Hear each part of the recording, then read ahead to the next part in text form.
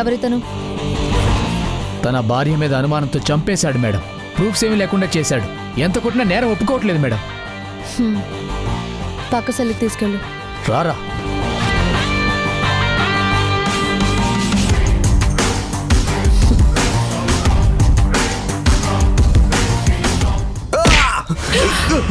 కొట్టదు కొట్టదు, నేనేం తప్పు చేయలేదు. కొట్టదు కొట్టదు, నేనేం తప్పు చేయలేదు. కొట్టదు కొట్టదు కొట్టదు.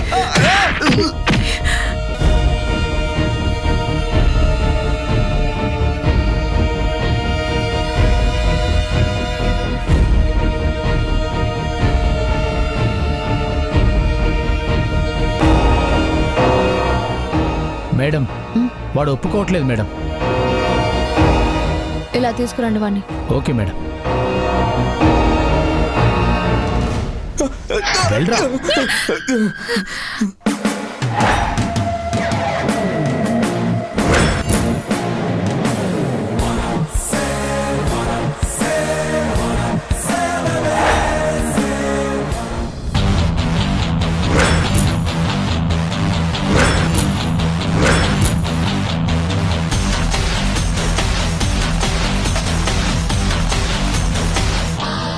లాస్ట్ టైం అడుగుతున్నాను, ఒప్పుకుంటావా లేదా? మేడం లేదు, నేనేం చేయలేదు మేడం. మేడం మేడం లేదు, నేనేం చేయలేదు మేడం. మేడం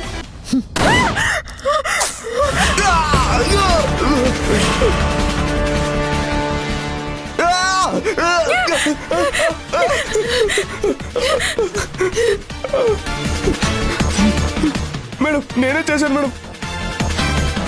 మేడం నేనే చేశాను మేడం. నన్ను క్షమించండి మేడం. నన్ను క్షమించండి మేడం. మేడం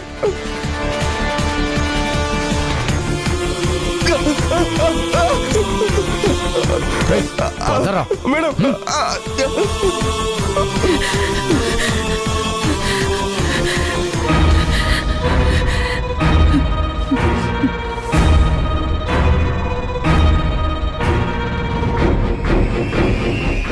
నా పేషెంట్స్కి లాస్ట్ స్టేజ్ అదే సునైనా. ఎవరైనా సరే నేరం ఒప్పుకోకపోతే ఫైనల్గా ఇదే జరుగుతుంది.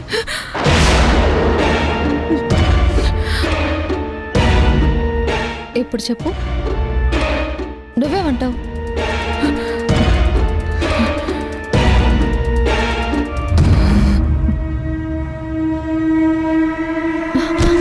అయ్యో,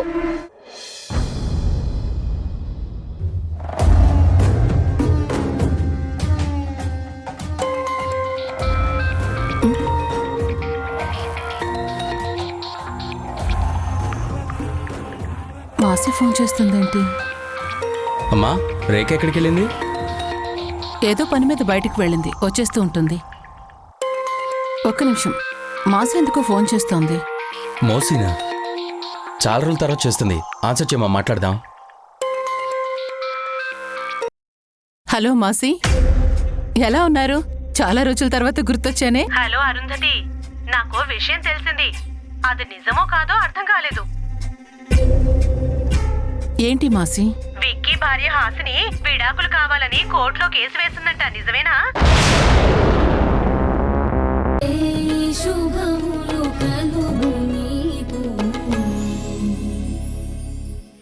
మీకు దెబ్బలు పూర్తిగా తగ్గలేదు కదా, రెస్ట్ తీసుకోకుండా ఎందుకు వచ్చేశారు? నీకు కూడా పూర్తిగా తగ్గలేదు కదా, నువ్వెందుకు వచ్చావు మరి? నేను నా గురించి పట్టించుకునే పరిస్థితుల్లో లేను. చాలా క్రిటికల్ సిచ్యువేషన్ని ఫేస్ చేస్తున్నాను, అందుకే రావాల్సి వచ్చింది. తెలుసు, నాకు అర్థమైంది. అరుంధతి గారు పెట్టిన టైం దగ్గరకు వచ్చేస్తుంది కదా. రేపే లాస్ట్ డే. ఎల్లుండికి డబ్బులు ఇచ్చేసేయాలి. నేను ఇస్తానంటే వద్దంటావు. లేని మనిషి కోసం ఎక్కడికో వెళ్ళి ఇబ్బందుల్లో పడతావు. ఇప్పుడేమో డేట్ దగ్గరకు వచ్చేసిందని టెన్షన్ పడిపోతున్నావు. వారాహి ప్లీజ్, నా మాట విను. నువ్వు డబ్బు తీసుకుంటే అరుంధతి గారు హాసినిని ఎలాంటి ఇబ్బంది పెట్టకుండా ఉండేలా నేను ప్లాన్ చేస్తాను.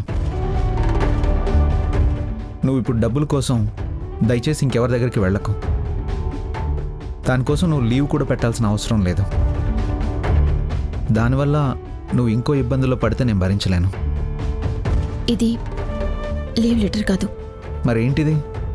నా resignation letter.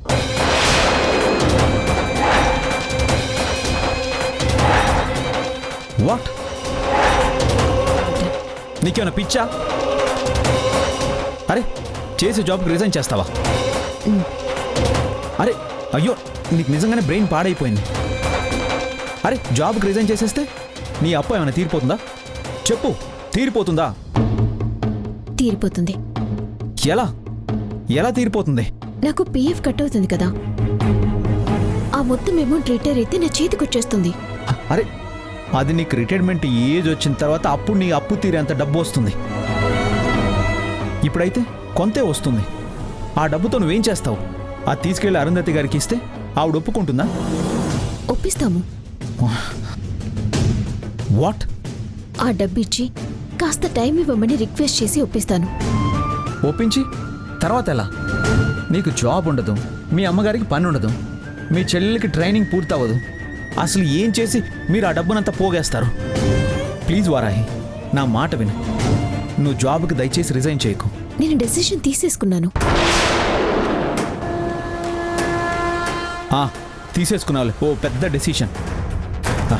First of all దానికి నేను ఒప్పుకుంటేనే కదా. ఎందుకు ఒప్పుకోరు? ఎందుకేంటి? నువ్వు స్కూల్కి రాకపోతే ఎలా? నేను రాకపోతే ఏమాగిపోతుంది? పిల్లలు స్కూల్కి రావడం ఆగిపోతుందా? మిగతా టీచర్స్ రావడం ఆగిపోతుందా? లేదంటే ఈ స్కూల్ ఆగిపోతుందా? నా గుండె ఆగిపోతుంది. నువ్వు వస్తావని రోజు ఎదురు చూసే నా చూపు ఆగిపోతుంది. నీ అడుగుల చప్పుడు వినబడక ఈ స్కూల్ మూగబోతుంది. నువ్వు రోజు ఈ టైంకి కనబడకపోతే నిజంగానే నా గుండె ఆగిపోతుంది వారాహి.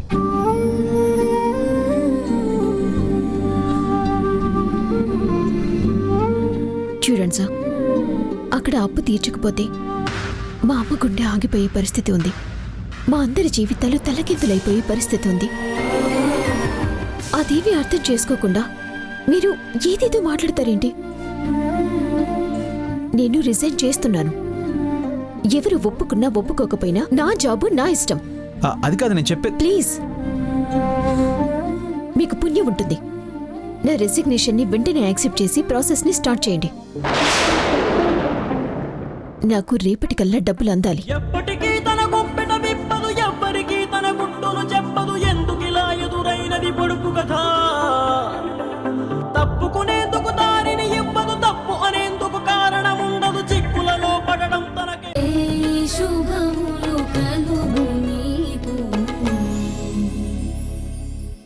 మేడం, అసలు ఇంత చిన్న కేసు గురించి మీలాంటి పెద్ద ఆఫీసర్ని ఎందుకు పంపించారు? మిస్ అయిన ప్రణయ్ హైదరాబాద్లో చాలా పెద్ద కేసులో ప్రధాన నిందితుడేమోనని నాకు డౌట్ ఉంది. అందుకే వాడు అసలు బ్రతికే ఉన్నాడో లేదో అని తెలుసుకోవడానికే నన్ను పంపించారు. ఓహో, అదా మ్యాటరు. కానీ మేడం, ఇప్పటి వరకు ఈ కేసులో ఏమీ తెలియలేదు కదా. మనం ఎక్కడో ఏదో లింక్ మిస్ అవుతున్నామని నా 6th సెన్స్ చెప్తోంది. ఎక్కడ మేడం? డైరెక్ట్గా సునైనే కదా లాస్ట్ టైం ప్రణయ్ని చూసిన మనిషి. మనం తనని డైరెక్ట్గా ఇంట్రాగేట్ చేశాం కదా. అలా కాదు, సునైనా చాలా భయస్తురాలు. ప్రణయ్ సునైనాకి చిన్ననాటి ఫ్రెండ్. 10 ఏళ్ల తర్వాత నేను మీతో పాటు 10th క్లాస్ చదివాను. మీ క్లాస్మేట్ ప్రణయ్ని గుర్తుపట్టలేదా? అవును. ప్రణయ్ సునైనాని ఇంటికి పిలిచి మరీ జాబ్ ఆఫర్ చేశాడు. నేను ఒక వెడ్డింగ్ ప్లానర్ని. సునైనా నా క్లాస్మేట్. తను జాబ్ కోసం వెతుకుతుందని మా ఇద్దరు కామన్ ఫ్రెండ్ ద్వారా నాకు తెలిసింది. అందుకే నా దగ్గర జాబ్ చేయడం ఇష్టమో లేదో మిమ్మల్ని అడగడానికి వచ్చాను. సునైనా భయపడుతూనే జాబ్లో జాయిన్ అయింది.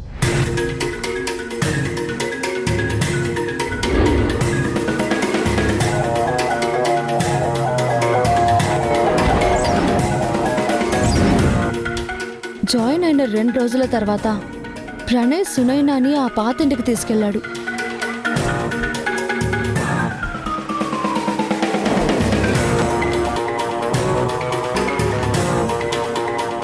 ఏదో పెళ్లి డెకరేషన్ అని చెప్పాడు, కానీ నిజానికి అక్కడ అలాంటి అకేషన్ ఏమీ లేదని మన ఎంక్వైరీలో తెలిసింది.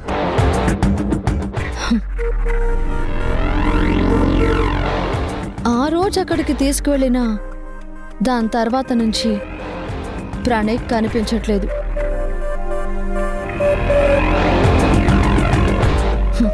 అంటే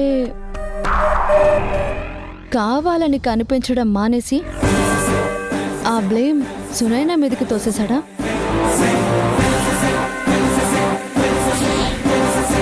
లేకపోతే సునైనానే ఏదైనా చేసిందా?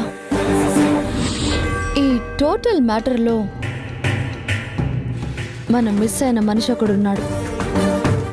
ఎవరు మేడం?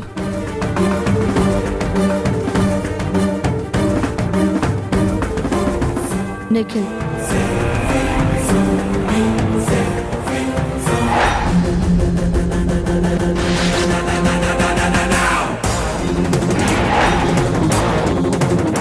సో ఈ టోటల్ స్టోరీలో ప్రణయ్తో పాటు నిఖిల్ ఉన్నాడు.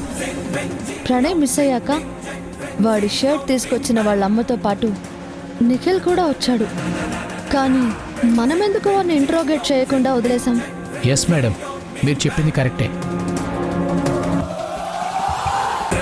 వాడిని ఇంట్రోగేట్ చేస్తే మనకేదైనా తెలిసే అవకాశం ఉంటుంది. వాడికి కాల్ చేయి.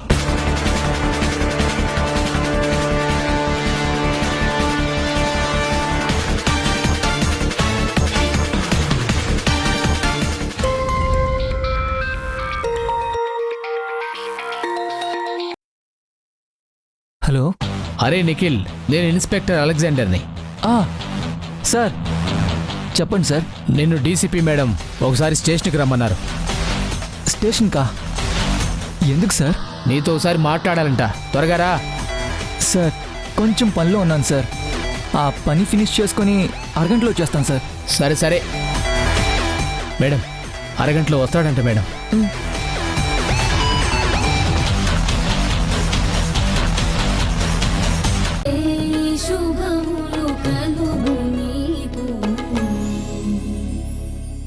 నువ్వు ఇంట్లోకి వచ్చిన దగ్గర నుంచి ఎప్పుడూ ఏదో ఒక కండిషన్, ఇబ్బందులు పెడుతూనే ఉన్నాం మేమంతా.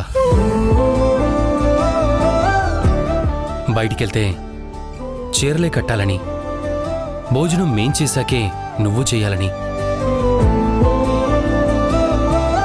ఇంటికి ఎవరైనా వస్తే వాళ్ల ముందు గుంగట్ తల మీదకి వేసుకోవాలని, ఇలా ఏవేవో చెప్పి నిన్ను ఇబ్బంది పెడుతూనే ఉన్నాం. పెళ్ళై కూడా మనిద్దరం భార్యాభర్తల్లా కాకుండా ఏ సంబంధం లేని పరాయి వాళ్లలానే ఉండిపోయాం. కానీ మనిద్దరి మధ్య ఆ బంధం అలాగే ఉంది.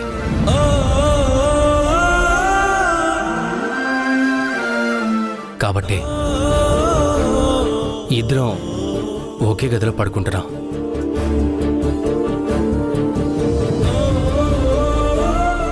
ఇప్పుడు నువ్వు విడాకులు ఇచ్చేస్తాను అంటున్నావు అంటే ఇక మీదట నువ్వు నాకేమీ కావు, నేను నీకేమీ కాను. అందుకే నేను నిన్ను భార్యగా అనుకుంటూ నీతో పాటు ఈ గదిలో పడుకోలేను.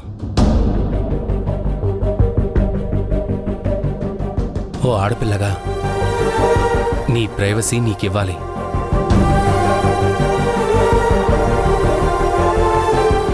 Good night. ఏ లొట్టి, ఏంటి నీ మాటల్లో ఏంటంత డెప్త్ వినిపిస్తుంది? అవి నిజంగా నువ్వే చెప్తున్నావా? విడిపోతున్న మనిషి ముందు నటించి నమ్మించడానికి ఏముంటుంది?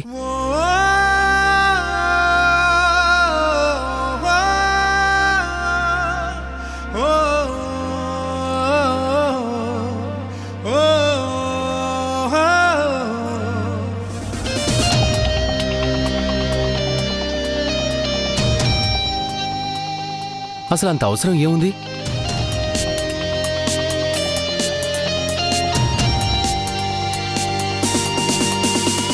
దూరంగానే ఉంటా నువ్వు కందేమంటై చేరగా దీపంలా చూస్తుంటా నడిరేయంతా నీ తోడుగా కనకనాన్ని రగిలిస్తున్న చలి సంకెళ్ళు తెగెట్టుగా.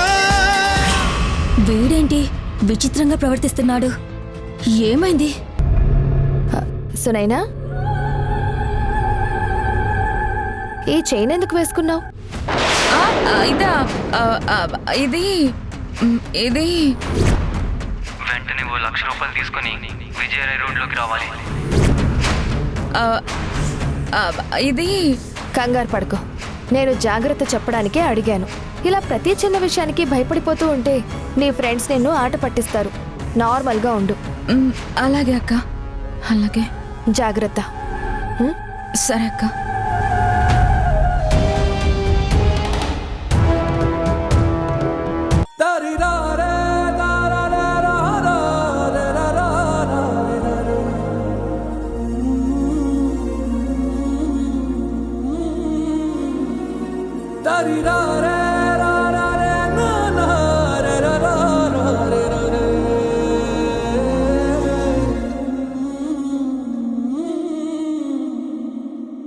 పసివాడి రెచ్చి చూస్తోందా బదులే రాని గతం, మగవాడి నిన్న మోస్తోందా ఎదుటే ఉన్న నిజం, జరిగినదా కలవరం దొరికినదా ప్రియవరం, కనుతడిగా కరిగినదా ఎదగదిలో సమరం.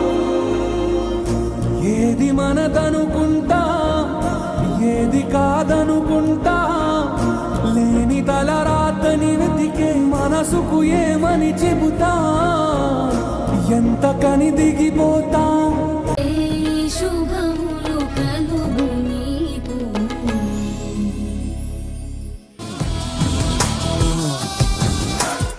Excuse me.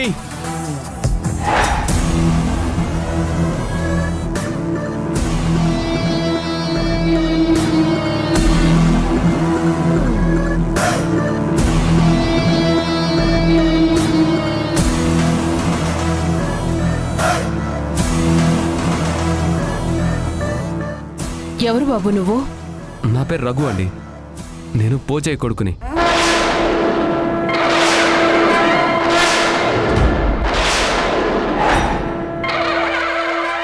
ఎరా, ఆ పోచయ్యగాడే పెద్ద మోసగాడనుకుంటే వాణ్ణి అడ్డం పెట్టుకుని ఎంతమంది మమ్మల్ని మోసం చేస్తారా? వండ్రా నీ పని చెప్తాను. మమ్మల్ని మోసం చేద్దామని చూస్తున్నావా? ఆగండి. మామగారు అరే ఆగండి. నేను నిజంగా పోచయ్య కొడుకునే. మిమ్మల్ని మోసం చేయడానికి కాదు, మీకు బాకీ తీర్చడానికి వచ్చాను.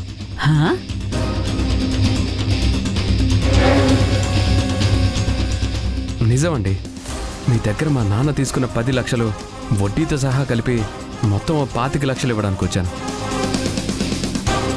ఇదిగో మీరే చూడండి.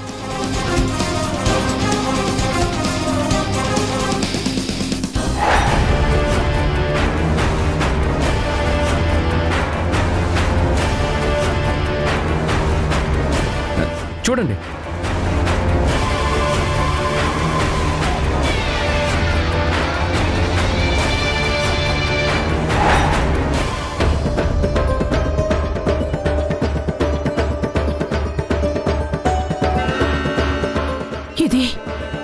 ఇది నిజమేనా? నిజమేనండి. మీరు అలా పదండి, అక్కడ కూర్చొని మొత్తం జరిగిందంతా చెప్తాను. పదండి చెప్తాను. నాకు తెలుసండి, మీ ఇంటి నియమాల గురించి తెలుసుకునే వచ్చాను. పదండి చెప్తాను. పదండి పదండి.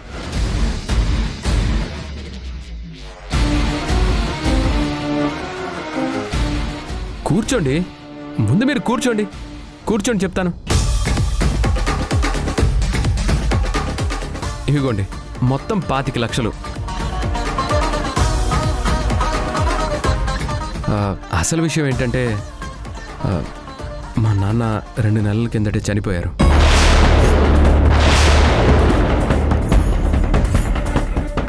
చనిపోయే ముందు మీ దగ్గర డబ్బులు తీసుకొని ఈ ఊరు వదిలి వచ్చేసిన విషయం చెప్పారు.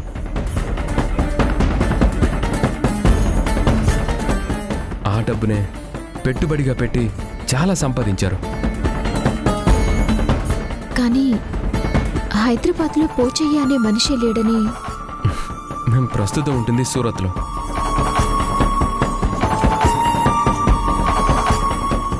మిమ్మల్ని మోసం చేసిన మనిషి మా నాన్న గురించి చెప్పిందంతా నిజమే.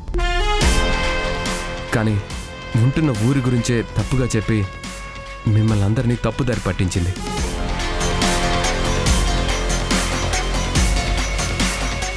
మా నాన్న ఎప్పుడు మీకు ఇవ్వాల్సిన డబ్బు గురించి అనేవారు. ఒకళ్ళకి బాకీ పడిపోయాను అని బాధపడిపోయేవారు.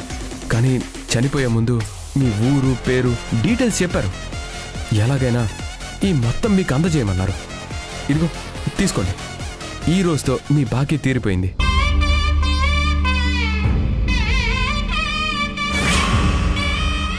అవును, మా బాకీ తీరిపోయింది.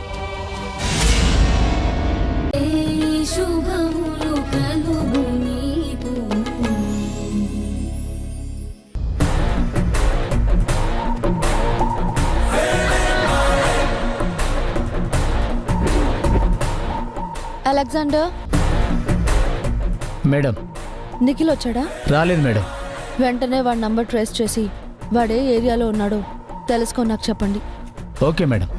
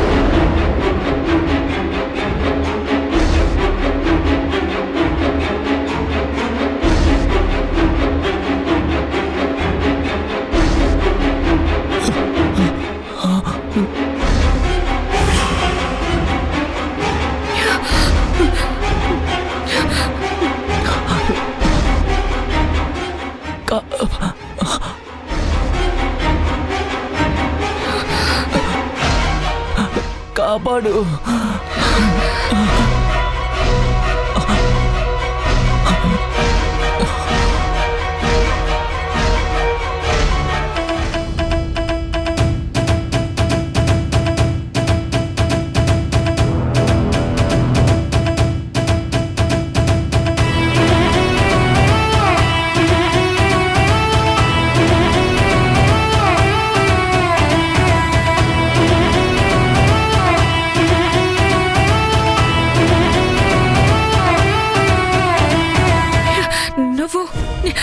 నువ్వేనా? నాకు ఇది ఇలా ఎవరు చేశారు? చెప్పు చెప్పు, ఎవరు చేశారు? చెప్పు. నిఖిల్, నిఖిల్, నిఖిల్.